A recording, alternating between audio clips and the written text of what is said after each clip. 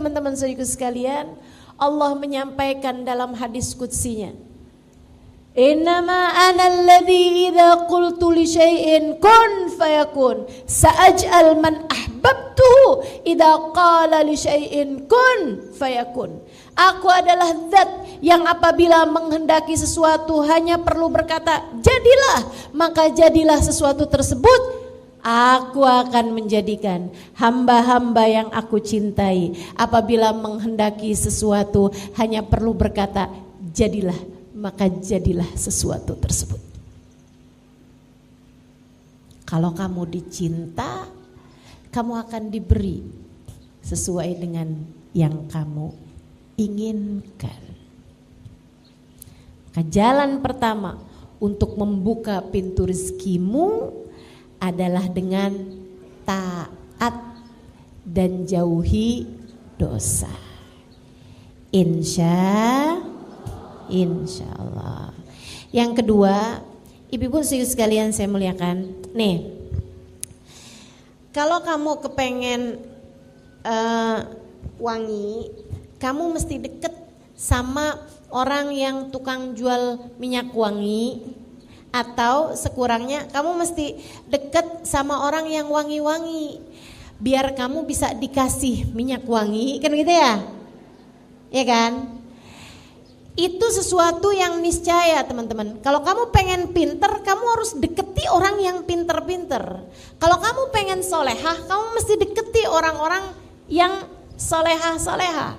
Karenanya kalau kamu kepengen menjadi seseorang yang diberi nikmat rezeki sama Allah Subhanahu wa taala yang sesuai dengan apa yang kamu inginkan, rezeki zahir, rezeki batin, semuanya nih dikasih sama Allah Subhanahu wa taala, maka kamu mesti dekat sama orang-orang yang memang telah diberi nikmat sama Allah paling banyak.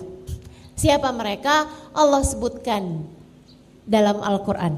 A'udzu billahi minasyaitonir rajim. Man yuti'illaha war rasul faulaika ma'al ladzina an'amallahu alaihim minan nabiyyina was siddiqina was syuhada was salihin wa hasuna ulaika rafiqa dzalikal fadlu minallah wa kafa billahi alima. Kata Allah, siapa yang taat kepada Allah dan Rasulnya, mereka akan dikumpulkan di akhirat nanti bersama dengan orang-orang yang dirizkikan paling banyak sama Allah, yang dikasih kenikmatan paling melimpah ruah dari Allah Subhanahu wa taala, yang dikaruniai rezeki-rezeki badan yang paling pas, yang paling cukup, rezeki akal yang paling, ilmu yang paling bermanfaat, rezeki hati yang paling melimpah ruah. Siapa mereka? Allah sebutkan, minan nabiyyin, para nabi-nabinya Allah, wasiddiqin, para wali-walinya Allah, wasyuhada, para pejuang di jalan Allah, para ulama, para pejuang di jalan Allah Subhanahu wa taala, wasalihin, orang-orang soleh. Maka yang nomor 2 dari pembuka pintu rezeki adalah cintai para nabi, para wali, para ulama dan orang-orang soleh. Cintai mereka. Yang mencintainya membawamu kepada kedekatan dengan Allah Subhanahu wa taala. Karena Bu, saya kasih tahu, rezekimu itu hanya perlu kamu jemput.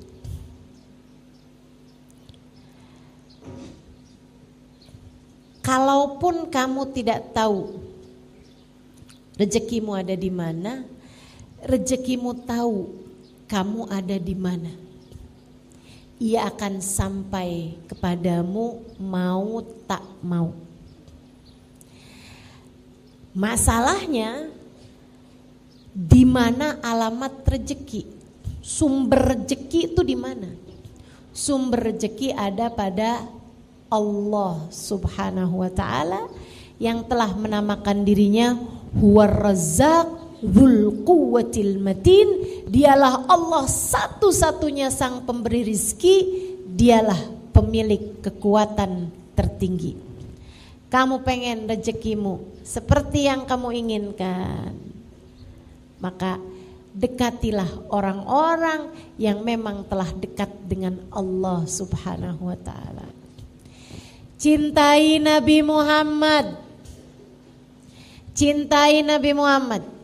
Orang yang di hatinya gak punya rasa cinta kepada Nabi Muhammad dari umat Nabi Muhammad, andai pun rezeki badannya sama Allah diberikan kecukupan sekalipun, rezeki yang di dalam sini gak akan pernah diberi oleh Allah Subhanahu wa ta'ala. Karenanya pengen anak-anakmu hidayah, soleh, baik, benar. Pengen kamu disayang sama suamimu, dicintai sama suamimu.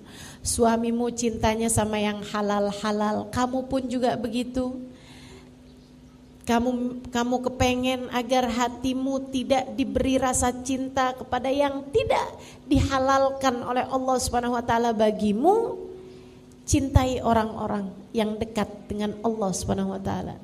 Cintai Nabi Muhammad sallallahu alaihi wasallam.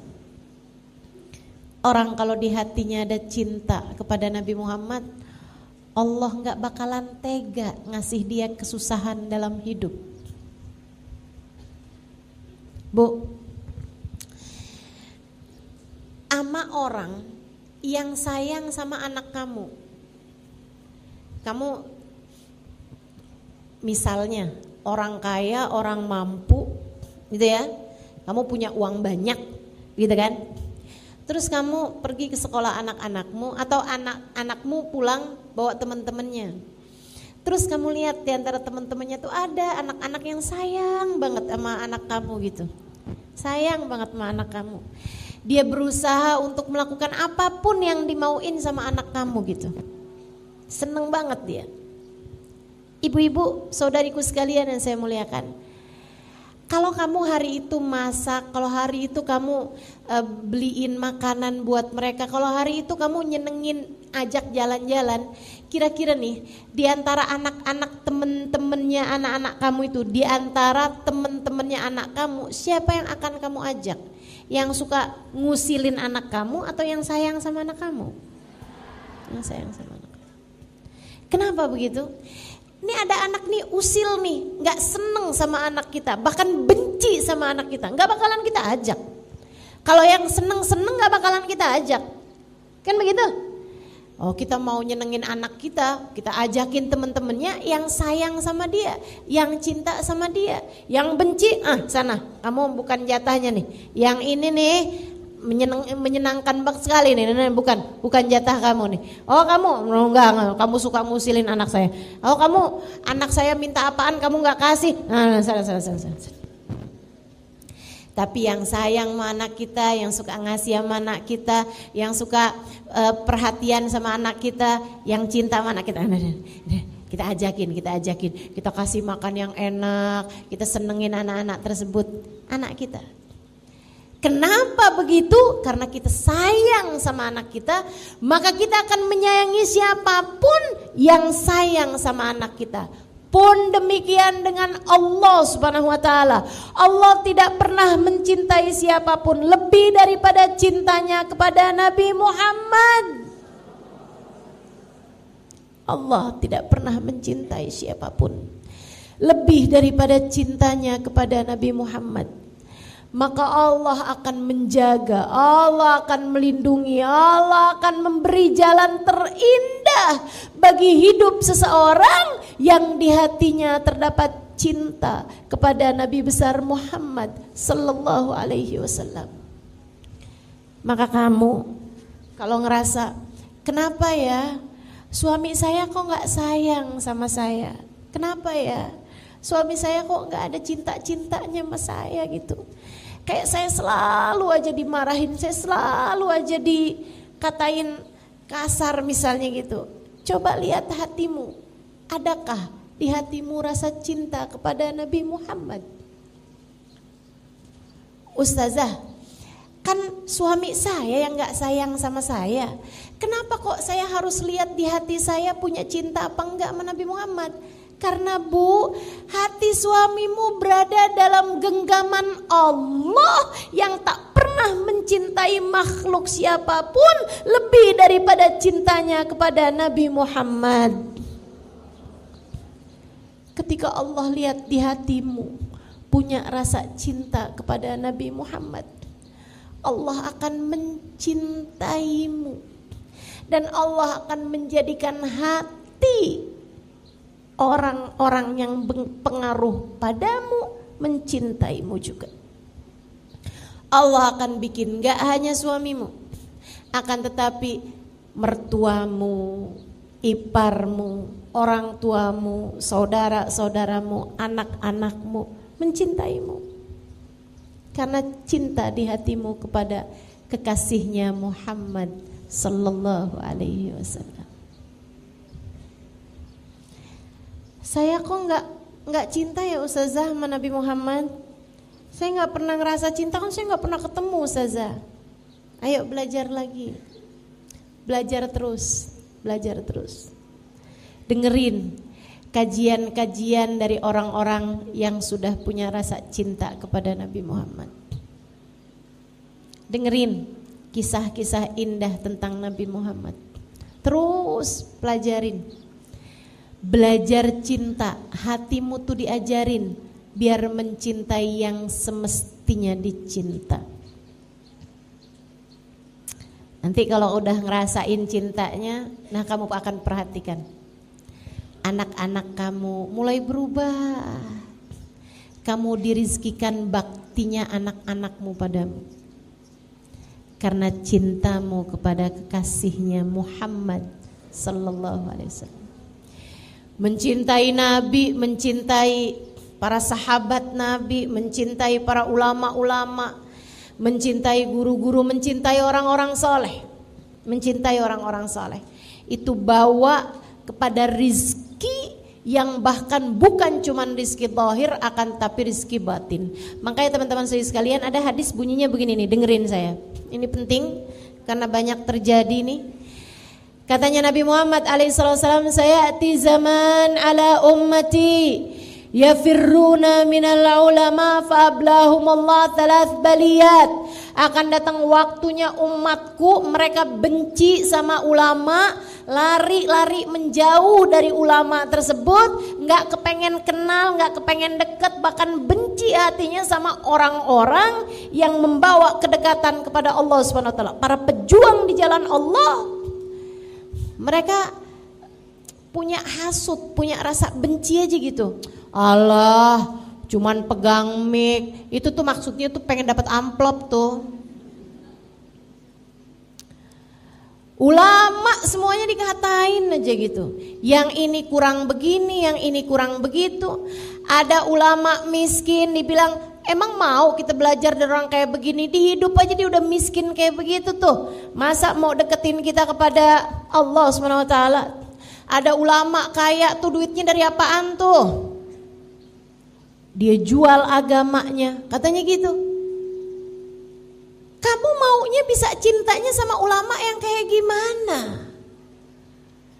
Saudaraku sekalian yang saya muliakan, maka masalahnya ini bukan pada ulama yang kaya atau ulama yang miskin. Masalahnya ada mah hatimu tuh, punya penyakit-penyakit. Sehingga kalau ada pejabat kaya, kamu puji-puji tuh, enak tuh jadi pejabat tuh, kaya, hidupnya mulia. Begitu ada pejabat miskin tuh, dia tuh gak korupsi tuh. Giliran nama pejabat kamu bisa husnudzon, giliran nama yang lain-lain kamu bisa husnudzon, tapi giliran nama ulama kenapa kamu bisa selalu suudzon? Masalahnya bukan sama ulamanya tapi sama hatimu. Masalahnya bukan sama ulamanya tapi sama hatimu. Kata Nabi Muhammad alaihissalam, akan datang waktunya pada umatku mereka lari dari ulama, gak mau deketin ulama, benci sama ulama. Allah berikan padanya 3 jenis bala. Apa itu? Yang pertama, Allah angkat keberkahan pada harta mereka dan pada anak mereka. anaknya nggak berkah, hartanya nggak berkah, kurang aja terus-terusan. Rezekinya nggak berkah, rezekinya nggak pas, rezekinya nggak enak. Teman-teman sekalian, rezekinya nggak enak. Rezekinya tuh keluarnya buat hal-hal yang nggak enak mulu. Rezeki itu kan ada yang keluarnya enak, ada yang keluarnya nggak enak. Rezeki uang kamu pakai buat hadir majelis, rezeki keluarnya enak apa nggak enak? Enak. Saudaraku sekalian, ada orang yang anaknya ketabrakan atau anaknya nabrak, kemudian dia harus bayar ganti rugi sama yang ditabrak sama anaknya, harus keluar duit juga gitu kan. Enak apa nggak enak? Nggak enak. Rezeki itu keluar ada yang enak, ada yang nggak enak. Makanya saudaraku sekalian, ini orang-orang yang diangkat berkah dari rezekinya, itu keluar rezekinya nggak enak mulu, di jalan yang nggak enak terus-terusan.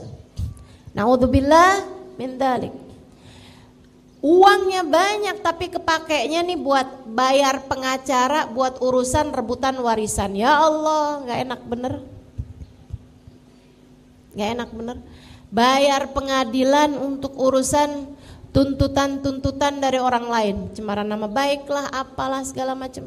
Itu nggak enak banget keluar duitnya. Apalagi kalau uangnya dikeluarkan buat ngeluarin anak dari penjara. Naudzubillah. Allah kasih bala 3 jenis bala. Kalau kamu nggak cinta sama ulama, apa itu? 1, diangkat berkah dari hartanya. Rezekinya nggak ada berkahnya, nggak ada enak-enaknya rezekinya. Yang kedua, Allah akan kasih pemimpin yang zalim.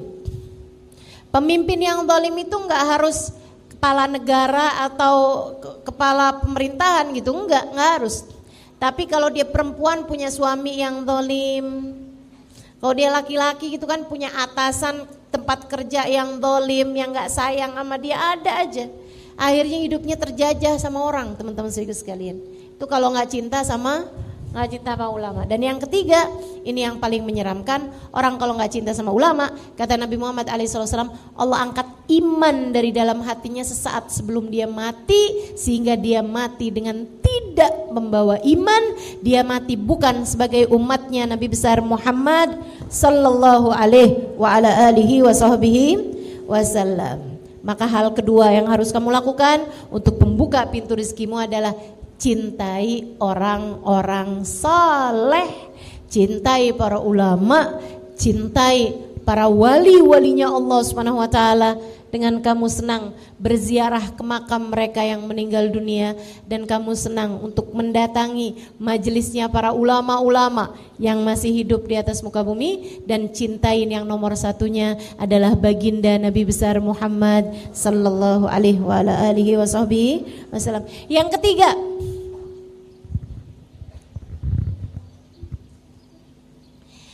ketiga, kalau kamu kepengen pintu-pintu rezekimu terbuka, yang nomor 3-nya adalah bakti sama orang tua ataupun sama suami bagi yang sudah bersuami. Bakti sama orang tua. Kamu gak bisa ngarep kamu dikasih rezeki yang mudah, rezeki yang menyenangkan, selagi kamu menjadi anak yang durhaka sama orang tua. Yang baik sama orang tua, yang bakti sama orang tua. Belajar buat bisa menyenangkan, membahagiakan hati orang tuamu. Kalau sama orang tua itu jangan sok jadi ustazah. Kalau sama orang tua itu jangan sok jadi pemerintah. Kalau sama orang tua itu datanglah kepada orang tua sebagai seorang anak. Anak itu setua apapun tetap aja anak bagi orang tuanya. Setua apapun kamu gak akan pernah lebih tua dari orang tuamu. Ya kan? Kecil aja kita, mau setua apapun juga. Saya ingat dulu sama umi saya suka nanya gitu, Umi ini mesti gimana ya Im? Katanya sama saya, Coba nasehatin Umi mesti gimana?